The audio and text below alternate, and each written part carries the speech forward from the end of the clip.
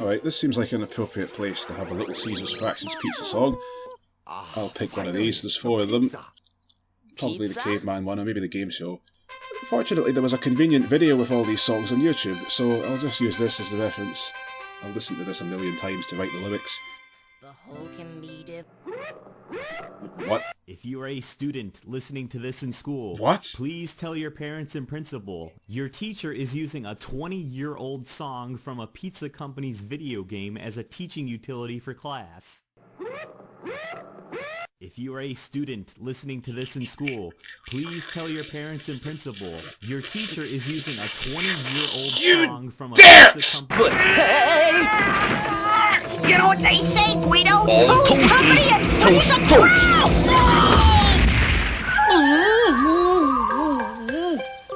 Well, now I've seen everything. As if the wanton destruction of the Brazilian rainforest weren't enough for you, you're the most environmentally irresponsible person I've ever met. Save that pinko pop ecology stuff for the next Greenpeace newsletter. Who's a pinko, you neo-fascist feline? Oh! Stop talking politics!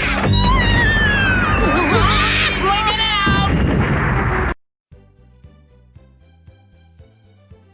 Speaking truthfully, David, I'm right concerned about the village still. I mean, all that devastation Bull's home's gone and done to it, and you're the mayor, aren't you? How are they going to cope if you come with us? I'm 1 tree step ahead of you, madam. Waltz. Waltz. See this old place? It's gonna be fine. Everything's gonna be fine. Nameless Forest Village has a protector, Master Higgins. He'll take care of it for us. You bet I will, David. I knew you were there. Wow. Hello there, mister. I'll sort this place out in a jiffy. Me and the villagers. So don't worry. Yeah, you look familiar. Wasn't there some other guy you ripped off? I've got no patience for rip-offs. Nah, I know who you're talking about, but no, we're both the same person, but look, it's complicated. Whatever. If you're going to save the village, then that's fine with me. Yep, I am. You can leave it to Master Higgins. I will save this forest from Bosom's Riggins. Gonna take pollution down to 0. I'll cleanse this queer old curse like Christopher Biggins. So, you guys get prepared. You have got far to go. Don't let yourselves be scared. Go make that Cult's village. And as for Nameless Forest Village, we've got it.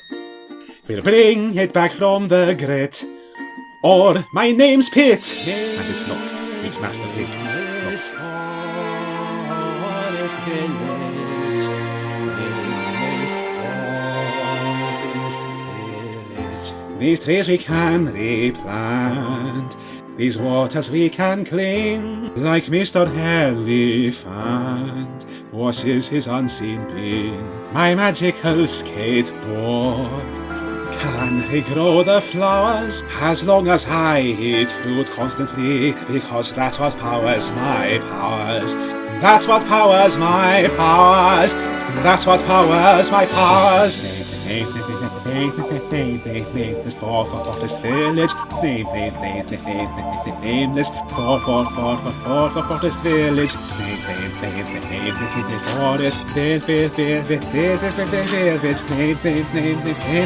Forest Forest Village. All they had up was afflicted with pills. Will fill with new life without them popping pills. All the barren, lifeless soil will fertilize with tea from Mrs. Doyle. The tree that went timber thanks to those goblins will resurrect like our ancestor James Deeds. And if that cult ever tries to return, Chef Excellence will scare them out with his gun. We send the last of their monsters and piggies, squealing and crying all the way home. But as for you, Davy, you've got a place to be. To save Gracia Gilly, they really love it, see. So leave all of these things in peace, safe hands and me, return in glory. But first, let's all listen to Bungling on the BBC.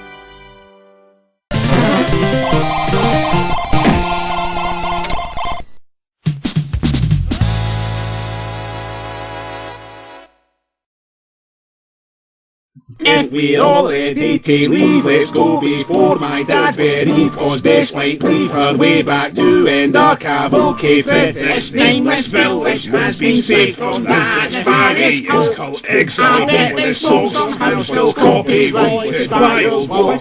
We're looking for the Emperor, who is quite Shanghai, but he was being a pie. We know. Hold on, Cole. How much more left in store? And our hearts are starting to grow. Our army's gone from strength to strength, gaining all those levels. And our HP bars went parenthetically in revels. I've expanded several smash their skulls. I'll shoot side goals. I'll sing them to sleep for the lulls. If that cult brings boats, we'll wreck their hulls and fend off any wind's moles. There is a lad who's always clad in holy robes and shawls. He is so bad, don't tell me that he hauls the world in falls. We're talking about this holy child who's the grooviest cat, truly wild and wild. He takes his courage, mildness, spin, and cramp his style. And so we're all heading off to save him. The Holy Land is a very special place in Desto. We're more was more. Where more was more. Let's go. Let's go.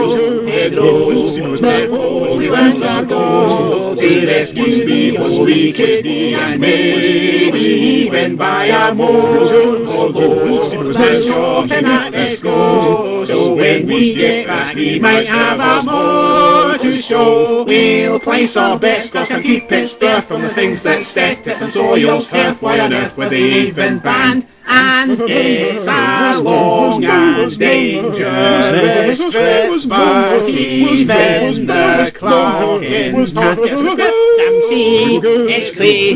The Holy Land sold out, but just 'cause they sell sticker albums, iron-on tattoos, only child breakfast cereals, the captains glow-in-the-dark toy dolls with double extruding action, and other such things, doesn't mean they've sold out. Because it just doesn't, alright? In these tough economic times, religion has to make some concessions to consumerist culture in order to retain the general public's attention, alright? Or something. Even by a more for Lord, let's shop and let's go. So when we get back, we might have a more to show. I'll join you, my dears. What are you wearing, madam? Why do you want to know, my handsome young man? What? Keep your hands to yourself, you cheeky bizzard. Median, how dare you try to kiss my girlfriend? Eh? What? I didn't do anything. It was her. And who is this dashing knight? Dashing knight? You mean me? But I'm standing still. Giant. Cumble! I can't believe you! All of you, stop this! She's taken! We couldn't care less about you. You're throwing yourself at every last one of us. Hey, are you trying to suggest that my girlfriend isn't loyal? How dare you! I would like to spend some more time with you, gentlemen. I'll join you all.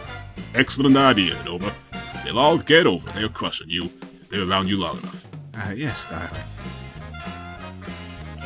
David, I think there's something you should know. Now we better get going ASAP. We have to save the Holy Child. Right, and rescue my father. We'll do that at some point, and maybe get our hands on a mower.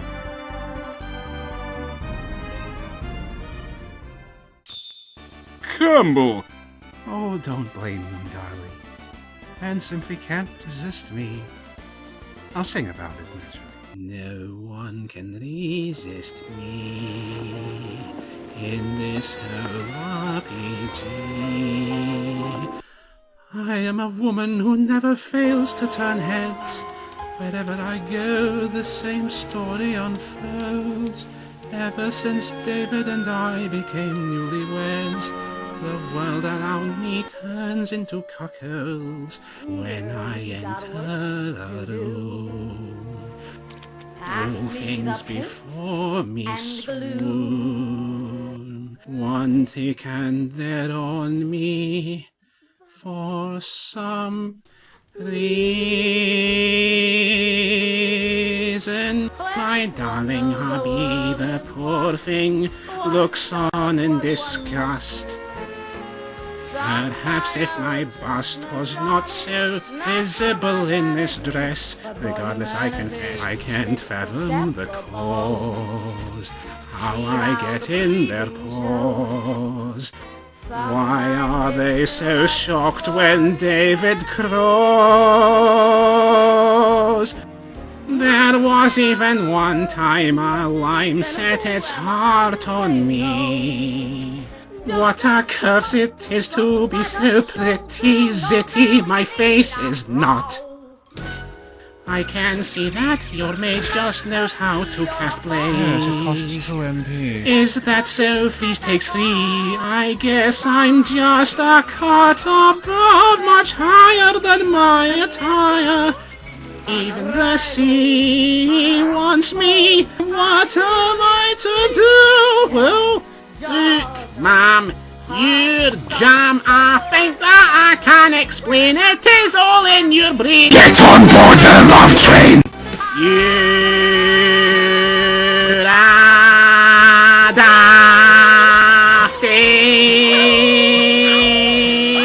She wasn't in Scooby-Doo. Wait, oh, you numpty Campbell. Male, female, animal, vegetable. Anything goes for me, even the kitchen table. If you can get past your carnality, you will see I'm a boon to your party. I can cast these magic almost level 3.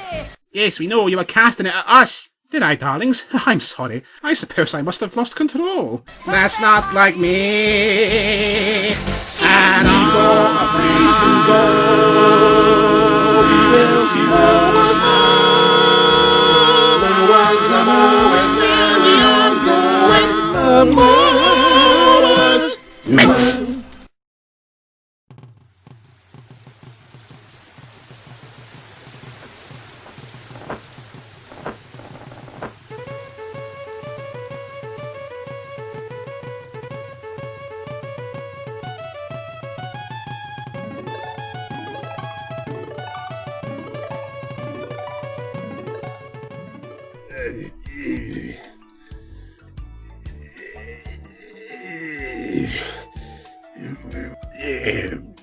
We should have got back to the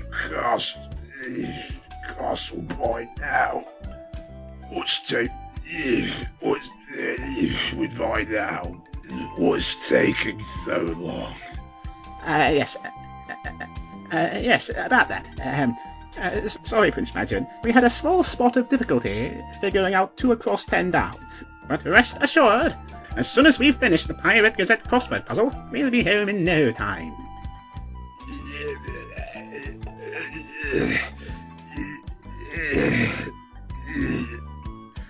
You guys even sailors? No, we're pirates. No, we're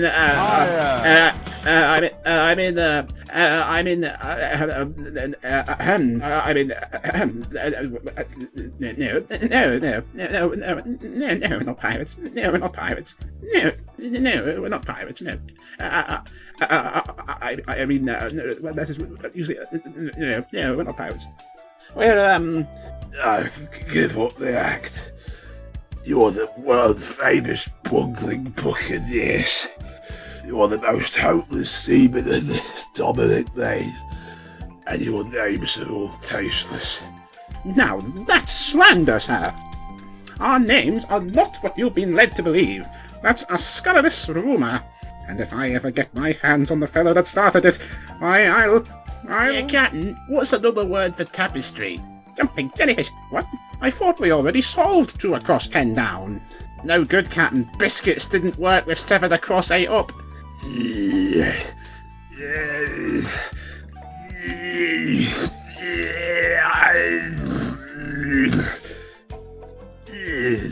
Finally, about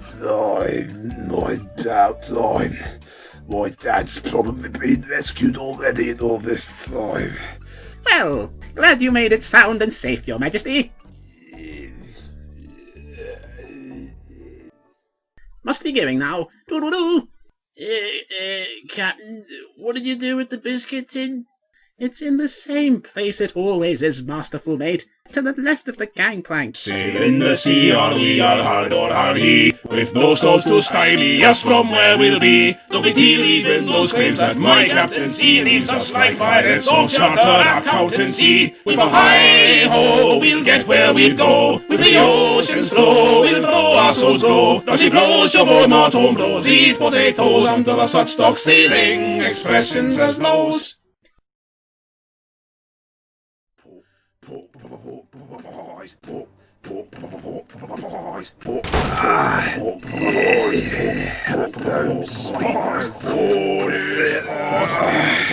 Sausage rolls, made for movements and horses and foals. Knowing all of the empire can now pass a treacle top. Prince Mageron, body on the dough. Yeah, Officer Steele, what's happened since I was away? Castle, Officer Steele, my prince. Oh, is that your full name? Yes, your highness. Sorry.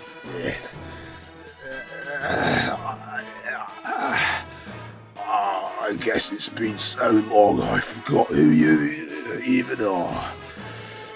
To tell the truth. Your Majesty, how could you forget me?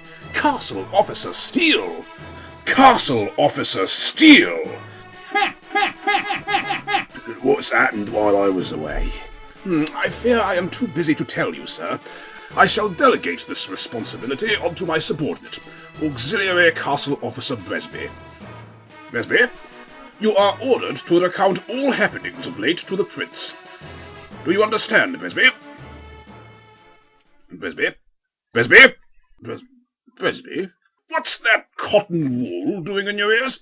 I'm sorry, sir, I can't hear a word you're saying. I've got some cotton wool in my ears. I said, what's that cotton wool doing in your ears? I'm sorry, sir, I can't hear a word you're saying. I've got some cotton wool in my ears. I said, what's that cotton wool doing in your ears? I'm sorry, sir, I can't hear a word you're saying. I've got some cotton wool in my ears. I said, what's that cotton wool doing in your ears? I'm sorry, sir, I can't hear a word you're saying. I've got some cotton wool in my ears. I said, what's that cotton wool doing in your ears? I'm sorry, sir, I can't hear a word you're saying. I've got some cotton wool in my ears. I said, what's that cotton wool doing in your ears? I'm so sorry, sir, I can't hear a word you're saying. I've got some cotton wool in my ears. I said, what's that? Talk to Prince Mageron! Is this how you treat your superiors, Bresby? No, sir, no, I apologize. I was merely trying to block out the Emperor's atrocious singing, the wonderful melodies coming forth from this gramophone contraption. Why, my ears were not worthy of listening to it. Oh, is that so? Then I shall give your ears something more worthwhile. It appears our dear prince has lost his memory of my auspicious title, so I shall remind him in the form of song. Castle Officer Steele, Castle Officer Steele, Castle Officer Steele. There is no task to Steele, or Castle Officer Steele. Delegate I must be ordered the master of the Royal Guard, defending our dear tub of lard. My liege, please count on me to vouchsafe the Emperor to his own. I shall strafe through the air quite shortly, for that founder King Benji. I command with my fox rod the Imperial Flying Squad. Cast works worse than God on my call, my bird does blast. Those who threaten Castle Pastie, my good wingmen and I saw the sky, Sir Bedford and Marshall, Giles Eagworth, and some frog who was so useless I seem to have forgotten his name completely. I'm Castle Officer Steele! Well, I never! Sir, yes, sir! Well, my liege, I fear not terribly much has happened in your absence, aside from the full-scale search to find your father. The Emperor has still not been found. Where's Aaron? Where's Aaron? He not back yet? No. That's funny. He always gets home before me. I say, Prince Mageron, have you thought any further about our discussion about, my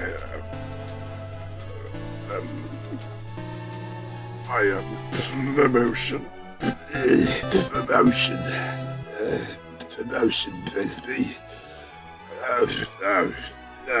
No, I haven't. Yes, I thought so. In that case, I would like to turn our attentions to the Holy Child. Oh, not him again. Will you stop banging on about that kid? I really think it frightfully important that the boy is attended to. And I frankly see nobody else more suited than myself. He is in grave danger in these turbulent times. Those abominable people who kidnapped the Emperor have it in for that boy. That dreadful cult! They'll be after him! I must rush to his aid and get him out of the sacred cheese temple! That dreadful Bullzome sect! The Bullzome sect? Is that what abducted him? Yes. Yeah, I thought it was King Bennett's. There. That is commonly believed, but my studies have confirmed the truth. Anyway, I am greatly concerned for his well-being. With your permission, Your Majesty, may I go and check on him? Yeah, if it shuts you up. Yeah, but not till tomorrow. Why tomorrow?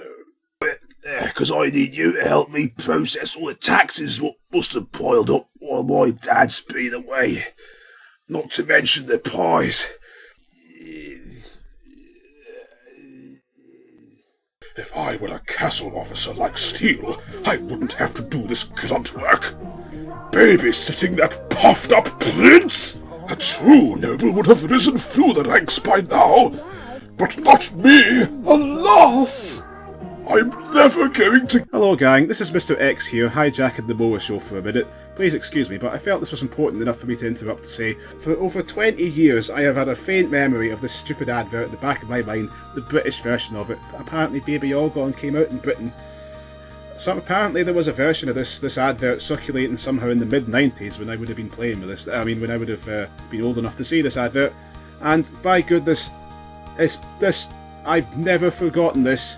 I have never forgotten this one part of this stupid advert, aside from well, first of all, apparently, assuming this is the same advert, at least, that I saw, it seems that they redubbed it for Britain, as they want to do. They decided to hire English voice actors to dub over the American actors with the exact same script, because Britain would clearly just be completely incapable of penetrating the thick, incomprehensible American accents that we hear before us in this advert.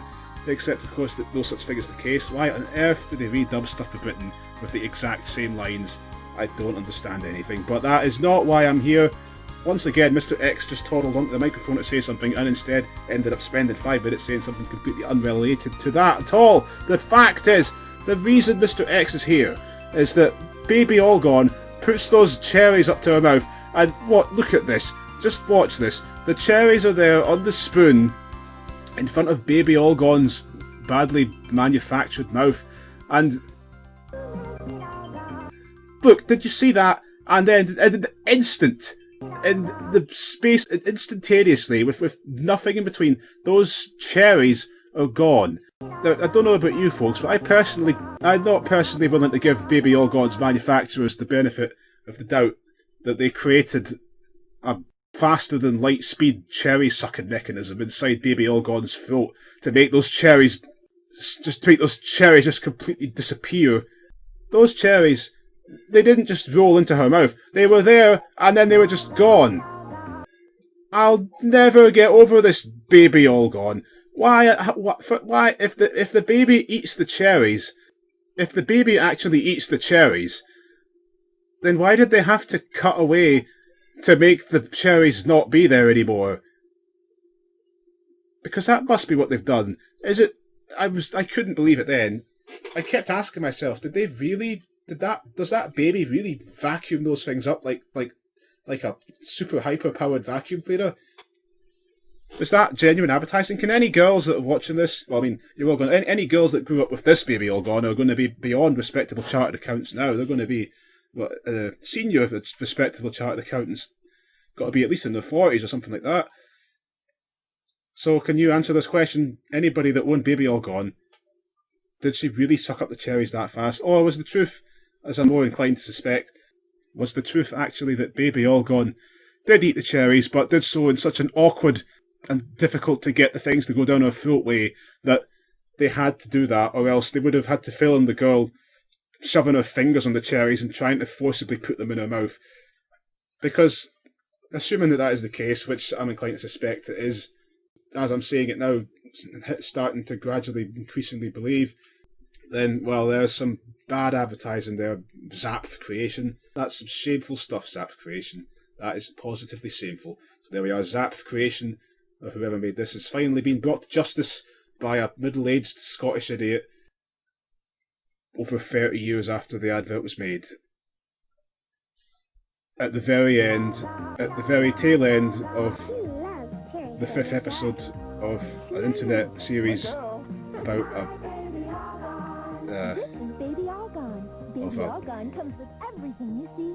I'm done. Get my promotion! Not fairly, so there's nothing for it.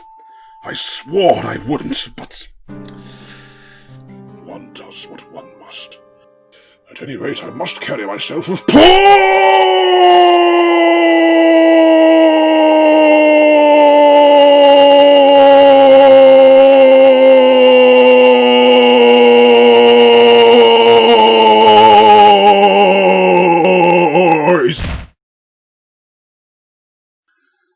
What we're doing?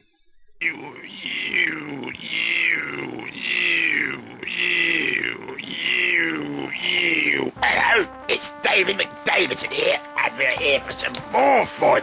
Today, I want to play an accordion. Yeah, I can't wait. I've never done this for a long time. It's going to be great fun. It's been a while since I played an accordion, and this is an accordion. An accordion I'm going to play. Now, I don't know about you, but I think that accordions are fun, and they're not annoying as making obnoxious noises. Yeah.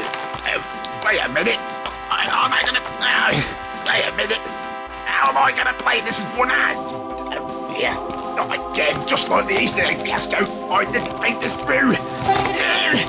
Oh wait, it's making noises. It's making sounds. It's not as bad as it seemed it was going to be. Come on, accordion.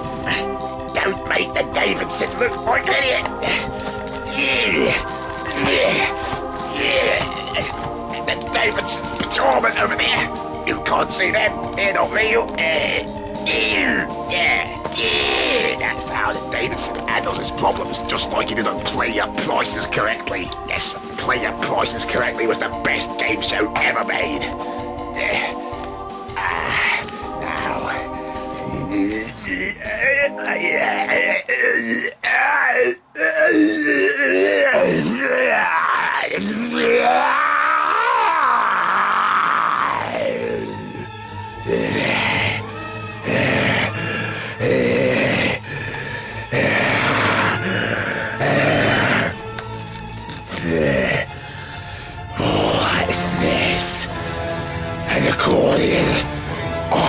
Don't need accordion.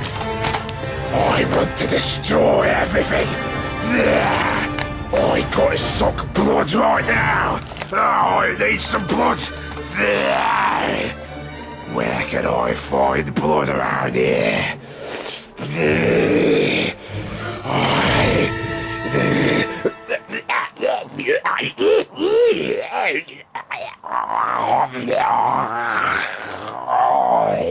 Oh dear, what is that there? Excuse me. I just felt a bit faint slightly there. Blimey, did I just go out cold for a second? No, I'm sorry, I do apologise, I didn't mean to do that. No, that's not very nice at all. That's not a considerate thing. Right, here we are. We're going to play an accordion, that's right. I remember now. Accordion time. Yeah. There we go. Now this will work.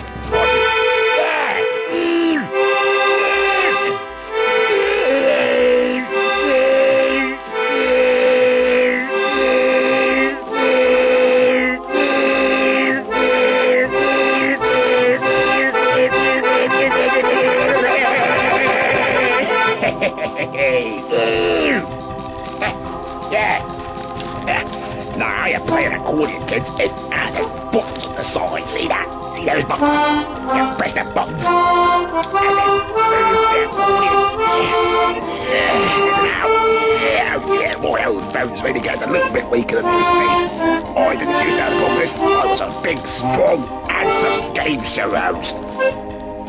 But seems like the passage of time, withering my own muscular structure slightly. I'm getting a bit out of shape. All the years I've been out of business, out of employment, they wouldn't have me back on the pay your prices correctly. I can do it. So, you press a button, press a button, it makes noise. It makes the button press. And then you put the button to the left as well. It can get it all effect. Oh wait, that button doesn't do anything. That button's useless. The top button there doesn't do a thing. It even designed this.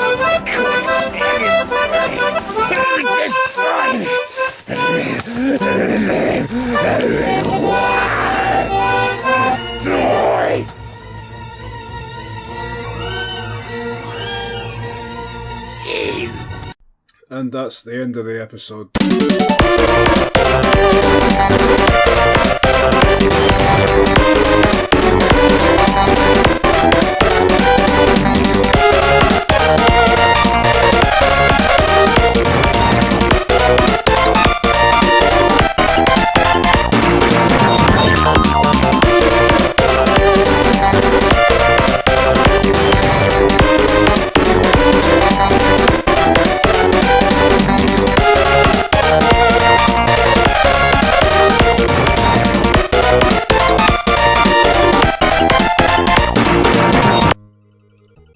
Anything else I want to record while we're here? Or do I want to talk about Barney the dinosaur or something else like that?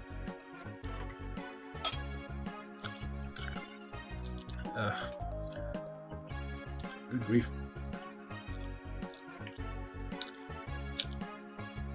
Maybe if I hadn't put chips, maybe eating cereal. Alright, I'm going to level with you, audience. I've got in front of me right now a bowl of cereal with chips in it. Maybe eating chips with cereal isn't the most recommended thing, isn't the most conventional diet. But let me wait. No, I mean French fries. I've got. I'll level with you, audience. I've got right in front of me here a bowl of cereal, with inside the bowl of cereal is a bunch of French fries or chips or whatever else. Freedom fries, excuse me. You renamed them to Freedom fries, or did you rename them back again to French fries? I don't know anymore. I didn't know then. I've never really known what on earth is all that was all about. Freedom fries. Well, anyway, yeah, the point is I'm eating a bowl of cereal with chips inside it. I'm not joking.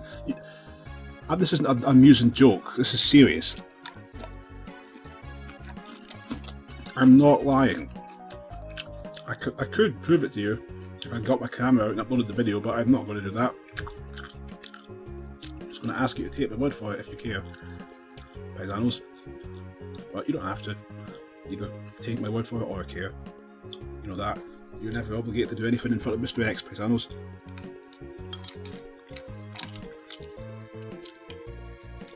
Paisan bands.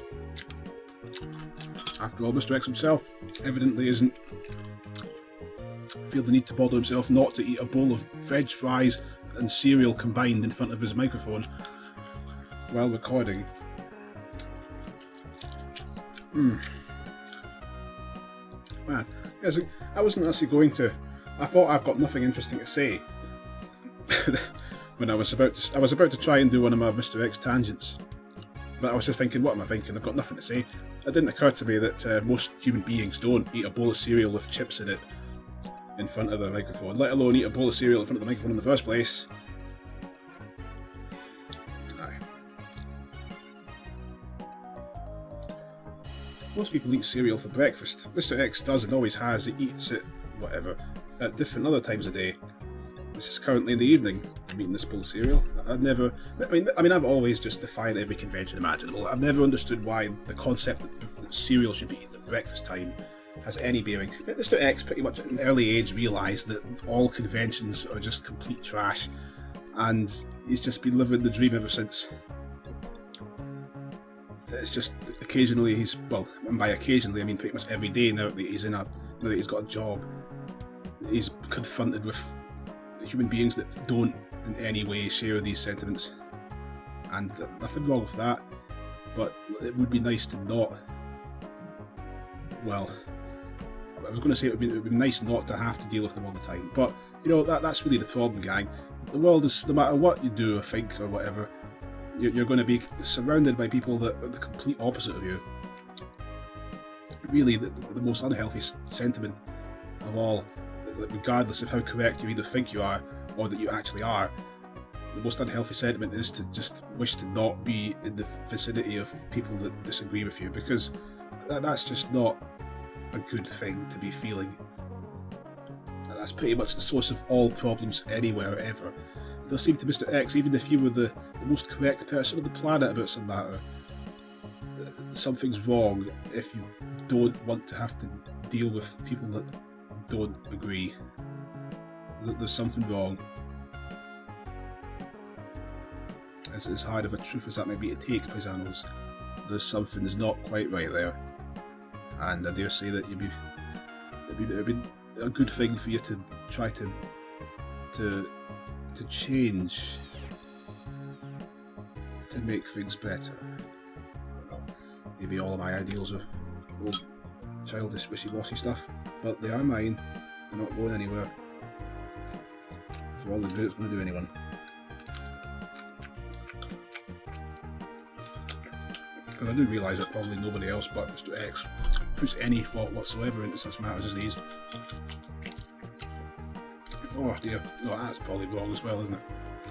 Everyone's the hero in their own story. But got to have a bit of a wider perspective. Oh, yeah, the reason why I was confused when I started making all these videos, when I started the Mr. X Team Sponkel revival 2 years ago from now.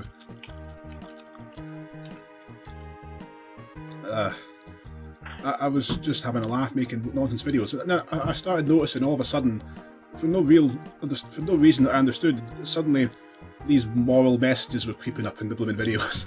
And I thought, what on earth? How did this get here? This is just supposed to be a load of nonsense, but it seems to just be natural for me. These cheesy G.I. Joe, known as half the battle style, what would you say, uplifting things and stuff, just sort of naturally just flow from Mr. X's twisted brain. It's bizarre because, believe me, inside Mr. X's actual mind, if you were ever to spend a day in here, folks, you'd probably slam yourselves, because good grief, if Mr. X is not a very weird person. From being the person that is me, I don't know how these coherent, very family-friendly messages get their way out of there, because they somehow do. I seem to have spent my whole life caring quite deeply about this sort of stuff, and it apparently manifests itself in these stupid videos, especially the Mower show. So I guess, well, as long as it doesn't annoy people, which it probably does, it's a good thing, but again, it probably does annoy people. So I don't know, maybe I should stop. Well, we'll see. In a few years, I'm sure I'll settle into something and then break that thing immediately, because that's what Mr. X does. In fact, yeah, Mr. X should be breaking this moral messages pattern as well, shouldn't he? That's the thing Mr. X would do. I don't know when or why I started talking in the third person either. But I seem to just randomly switch between the first and the third person for no real reason. Well, this little random tangent went a lot further than I was expecting it to.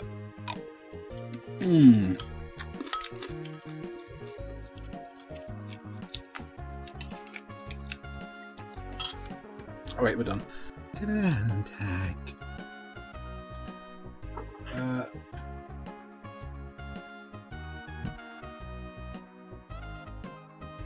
Oh, there were some lines that... Yeah, that's right. Let's record that. Okay, what was it? There's some stuff that's missing from chapter 2. It's, was it the Thomas tank engine? What is it that's missing?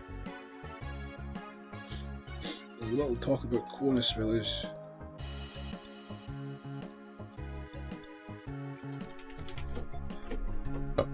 Pardon me, audio, excuse me. Forgot the microphone was on.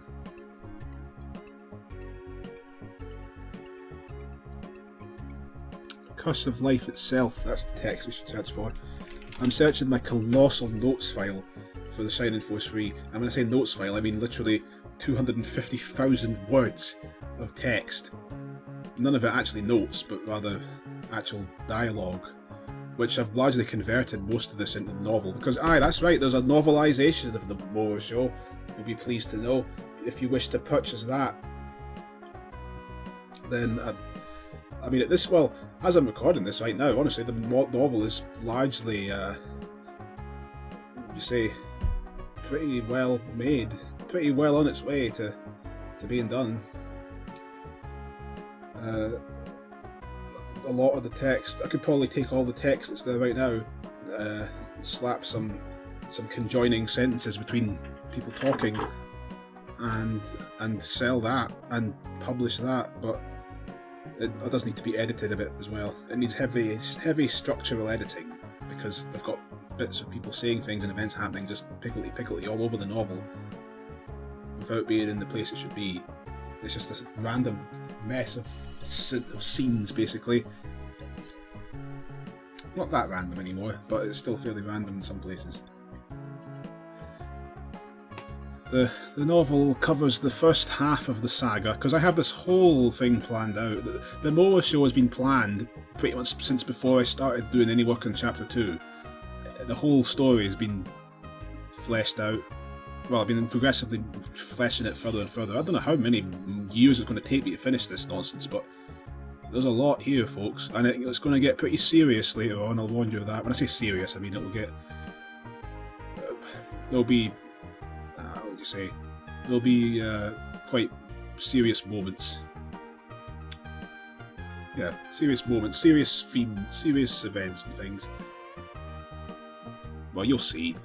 Right. Curse of Life itself. So the novel will cover the first 3 chapters out of the 6-chapter game. I'm not going to try and pretend it won't or something like that and encourage you to buy it.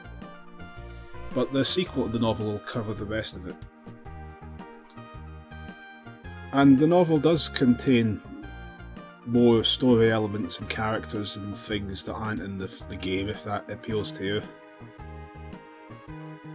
So it's not just a complete straight up copy of the text from the thing. It does have a lot of original content.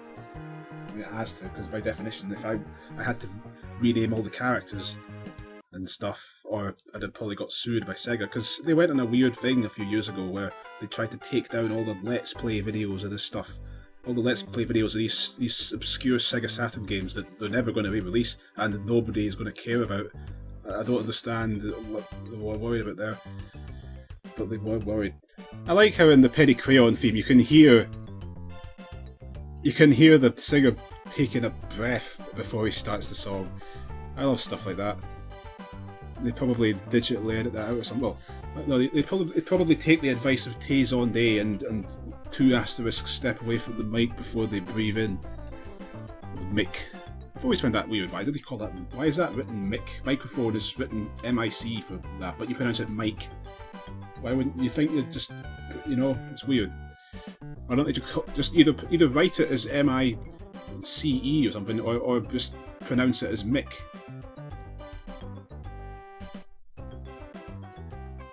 I feel like there's just a better way to convey that, but whatever. I would call it mic personally. But we're going to sing with the Penny Crayon. I've been putting this off for ages. Right, oh you there? Well, take a hike, will you there? Take a hike, will you there? Right, that snake is most definitely a snake.